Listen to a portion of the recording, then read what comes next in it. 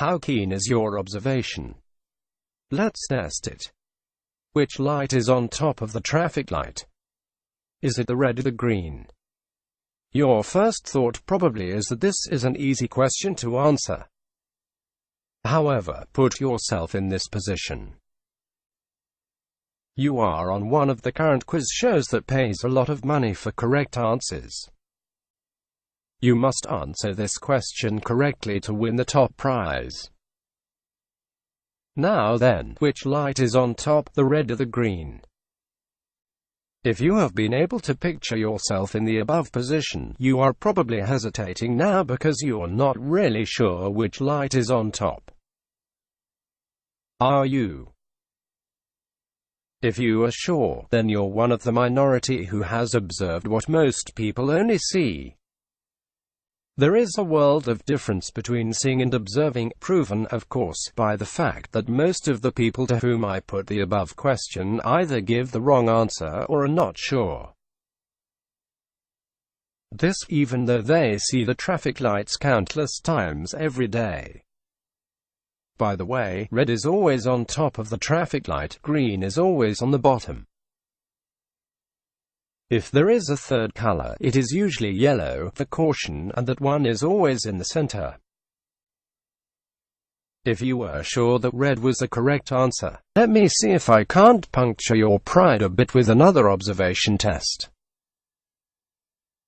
Don't look at your wristwatch, and answer this question: is the number 6 on your watch dial the Arabic number 6, or is it the Roman numeral V?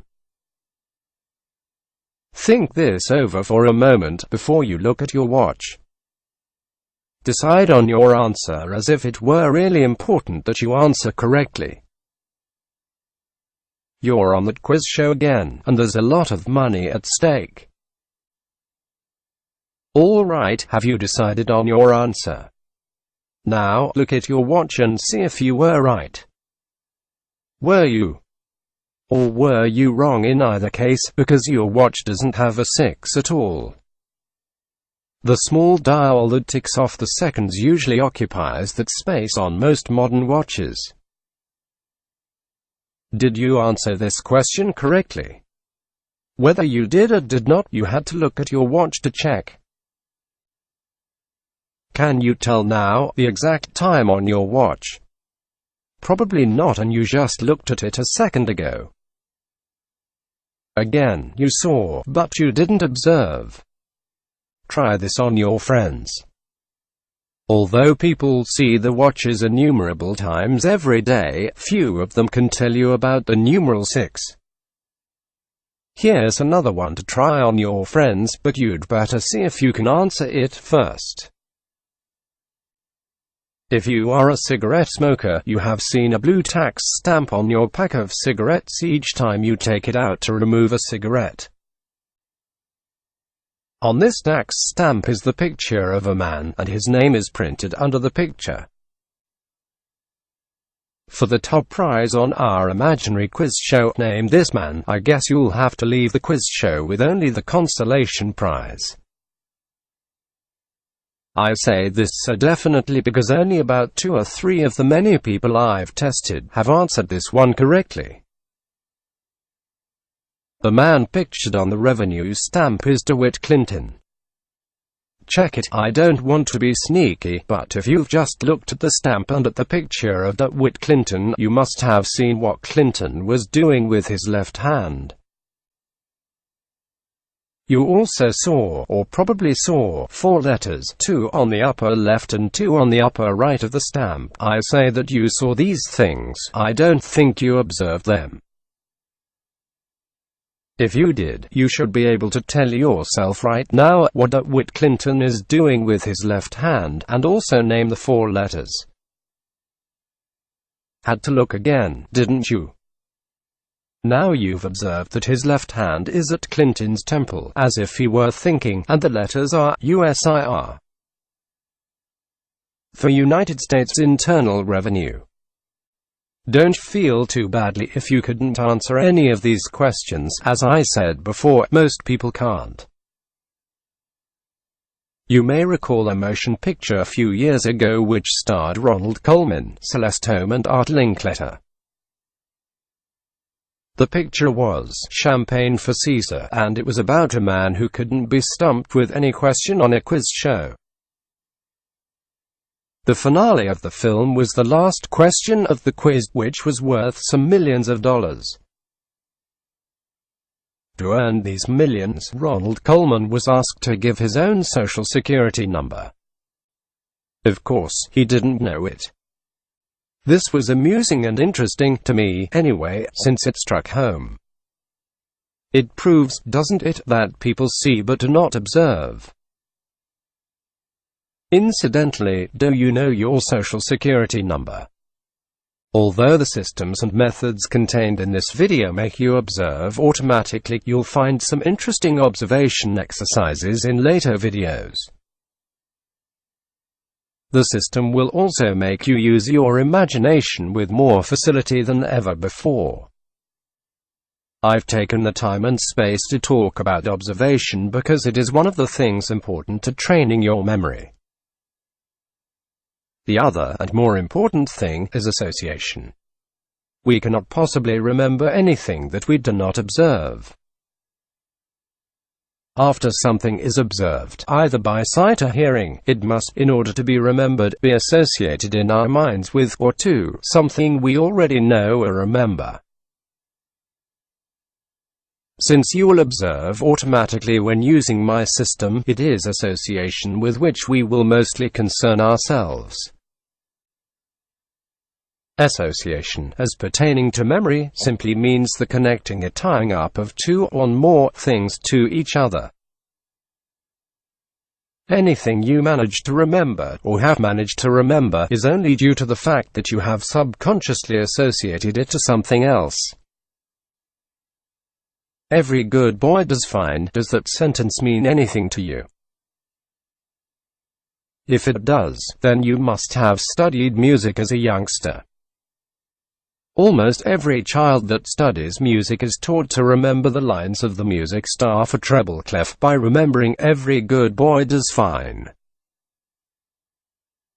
I've already stressed the importance of association, and I want to prove to you that you have used definite conscious associations many times before, without even realizing it.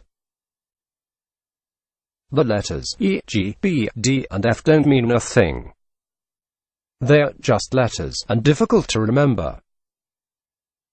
The sentence, "Every good boy is fine," does have meaning, and is something you know and understand. The new thing, the thing you had to commit to memory, was associated with something you already knew. The spaces of the music staff were committed to memory with the same system, the initial system. If you remembered the word face, you remembered that the spaces on the staff are F, A, C, and E. Again, you associated something new and meaningless to something you already knew and to something that had meaning to you. It is probably many years since you learned the jingle. 30 days have September, April, June and November. All the rest have 31, etc. June and November. All the rest have 31 except February. Now February has a changing number of days. In a leap year 29, in other years 28.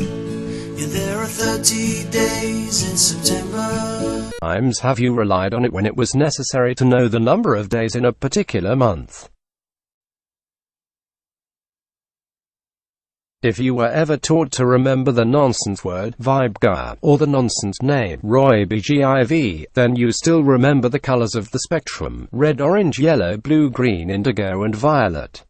Let us see what the 7 colors are. V for violet, I for indigo, B for blue, G for green, Y for yellow, O for orange, R for red.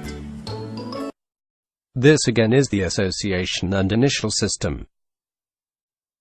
I am sure that many times you have seen or heard something which made you snap your fingers and say, "Oh she, that reminds me." You were made to remember something by the thing you saw or heard, which usually had no obvious connection to the thing you remembered. However, in your mind, the two things were associated in some way. This was a subconscious association. Right now, I am pointing out a few examples of conscious associations at work, and they certainly do work. People who have forgotten many things that they learned in their early grades still remember the spaces and lines of the treble clef. If you have watched this video so far, concentrating as you watch, you should know them by now, even if you've never studied music. One of the best examples I know is the one which was a great help to me in my early grade spelling classes. We were being taught that the word believe was spelled with the E following the I. In order to help us to commit this to memory, we were told to remember a short sentence: never believe a lie. This is a perfect instance of a conscious association. I know for a fact that many adults still have trouble spelling believe. They are never quite sure if the I is first, or if it is the E. The spelling of the word believe was the new thing to remember. The word lie is a word we all already knew how to spell. None of the students that heard that little sentence ever again misspelled the word believe. Do you have trouble spelling the word peace? If you do, just remember the phrase piece of pie. This phrase will always tell you how to spell peace. Can you draw anything that resembles the map of England from memory? How about China, Japan, and Czechoslovakia? You probably can't draw any of these.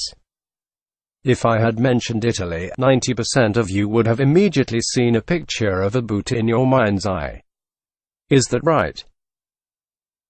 If you did, and if you draw a boot, you'll have the approximate outline of the map of Italy. Why did this picture appear in your mind's eye? Only because, at one time or another, perhaps many years ago, you either heard or noticed that the map of Italy resembled a boot.